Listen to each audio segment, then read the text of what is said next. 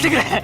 俺どうする気だ。ああ、こいつ自分の正体が分かってねえのか。そのようで。 From the mind of Yakuza series creator Toshihiro Nagoshi comes a sci-fi adventure built around what have become the dominant mechanics for third-person shooters. With sleek visuals and the promise of an innovative voice command system, can Binary Domain stand among the established kings of cover-based shooters? Or does its appeal only run skin deep?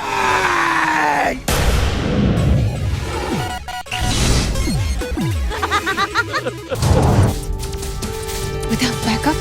Trust me, we'll figure it out. In Binary Domain's world, robotics technology is commonplace, with the industry fully controlled by two rival companies, the Japanese Amada Corporation and the US-based Bergen. Tensions rise between the two when a humanoid robot called a Hollow Child causes an incident at Bergen headquarters. In response, a squad of international robot technology agents, led by protagonist Dan Marshall, is covertly deployed to Tokyo to investigate Amada's potential involvement. Welcome to Japan, brother. Although the setup and initial development seem to have interesting implications, the delivery suffers considerably from Metal Gear syndrome. Players are frequently turned into viewers, asked to endure cutscenes that aren't shy about surpassing the 10-minute mark. It's interactive storytelling at its most inept. One cutscene ends only to have another begin after just a few seconds of gameplay. With these frequent missteps, the potential for an intriguing sci-fi tale is inevitably lost under your squad mates' weak story arcs and cheesy dialogue. Oh man, that's a lot of scrap heads. They're packing heavy artillery. That is not heavy, monsieur. What? This is heavy.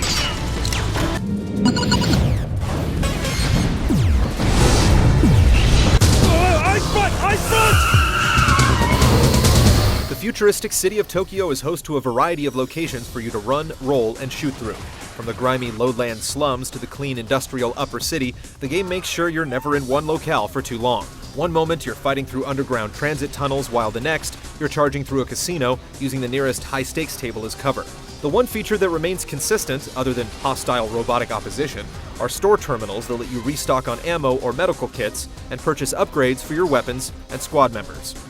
Binary Domain's mission starts out with promise, but the initial pacing takes an unfortunate turn into what feels like a gauntlet of protracted, frustrating boss fights.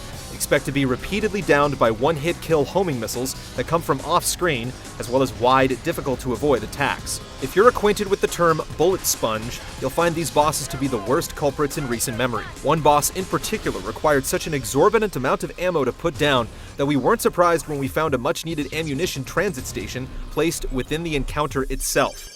The second half of the game delivers these punishing tests of patience one after the other, creating an overwhelming sense of fatigue. Outside the grueling campaign, you'll find classic competitive fare like Team Deathmatch and Capture the Flag, along with an unremarkable take on the popular Horde mode for cooperative play. Taking a step off the beaten path, players can purchase higher-powered weapons and equipment using credits earned during that round. Though there are some balance concerns, namely the one-shot kill snipers that plague most matches, the multiplayer suite serves as a decent enough addition to the single-player campaign.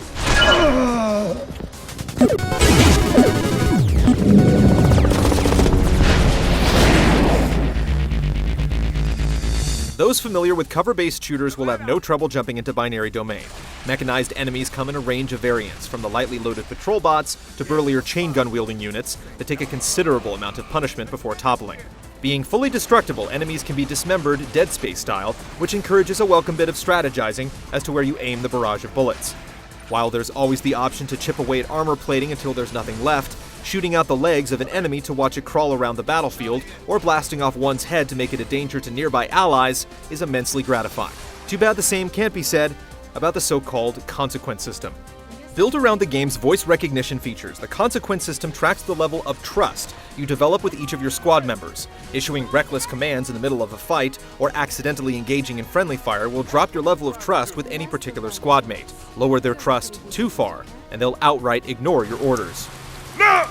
No can do! Though there are over 70 voice commands that the AI characters are able to respond to, the system ultimately doesn't amount to much.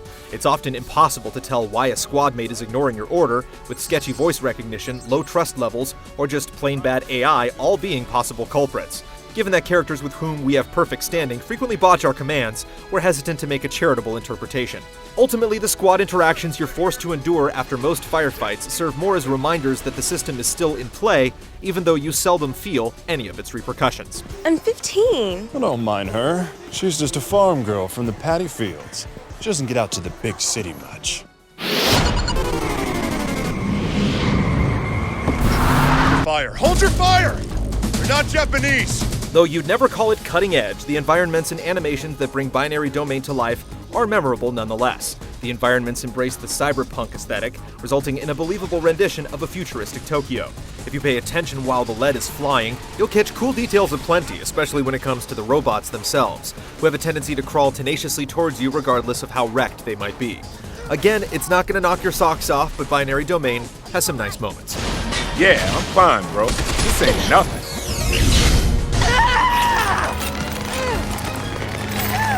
Charlie, get out of the way! Binary Domain puts its best foot forward, but the experience steadily unravels, failing to make good on its potential. The gameplay is sound at its core, but suspect AI, plotting boss fights, and a heavy-handed plot all stand out as flaws that should have been eliminated before mass production. As is, this interesting prototype could be worth examining, just don't expect it to attain peak performance.